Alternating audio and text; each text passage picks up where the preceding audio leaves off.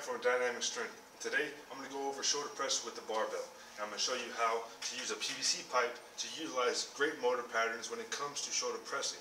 And I'll show you some ways that people do or demonstrate how to do a shoulder press that can ultimately severely injure their client, whether it's hyperextension of the lower back, whether it's overactive or protruding your head forward.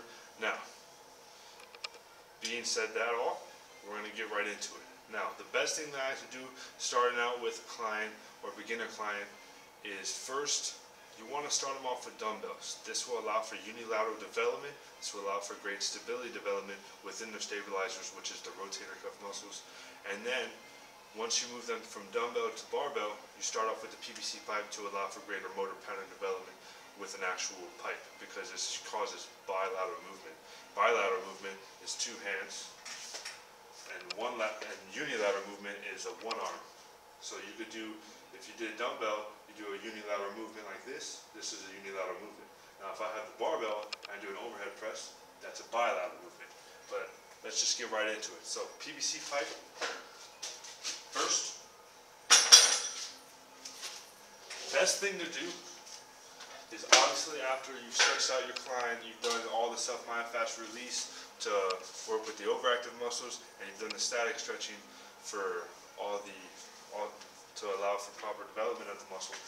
You're going to start off with a PVC pipe. Now I like to, whenever first trying to train the movement with a barbell, you start off with the PVC pipe because it's more or less the same deal. It causes bilateral movement development, and it's better and safer. First off, but you have to go through all the fitness assessments first and get it all good with the client before you start a movement, because if your client has past injuries where it's stability muscles and the rotator muscles, you're going to have to do rotator cuff work to strengthen that muscle before you do any type of overhead press. So, but we will go into that, and we will do stability and rotator cuff muscle work and great demonstrations of exercises for that. Some simple dumbbell work and band work for the stability muscles. But I'm demonstrating this right now. So, first thing you do, it's called a front rack. Now, a lot of people nowadays, you'll see Olympic weightlifters or people trying to be Olympic weightlifters front racked in the front squat, and that's okay. It's not bad. You can do that. That's fine. But the best thing to do is, if you're going to do that, you front squat it, step back, take one step back. Now, don't protrude your shoulders forward. A lot of people do that to have that good front rack. If you want to have this like super awesome front rack, because a lot of people in front squat, they'll do that protruding the shoulders forward, because you're not going to fucking hold like this in front squat. The bar is going to pull you down, and you don't want to do that. So, but we're not doing that right now. We're doing shoulder press. Excuse me.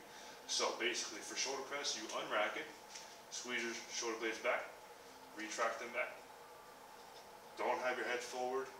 If you see that your client has their head forward, you're probably overactive on the sinus-mastoid, and you got to work that. So you got to stretch that out.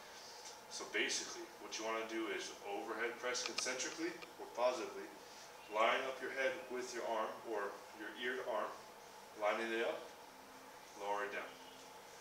Make sure your client does this slowly. A lot of clients, they'll fucking just knock them out, and that's not always great because, yeah, they're learning the motor pattern, but they're not feeling the motor pattern. Whenever you do that, you want to basically feel your muscles moving, feel which muscles are working, feel your tricep synergistically helping the press. You're going to feel upward rotation of your scaps, and your lats will be the antagonist of this press. So basically, you want to feel all these muscles working at the same time. Don't have your head protrude forward. That means there's overactivity in the sternocleidomastoid, which you need to work. Lower down slowly. So hold it up here for two seconds. 1, 2. Lower down slower. 3, 4 seconds. Press. Press.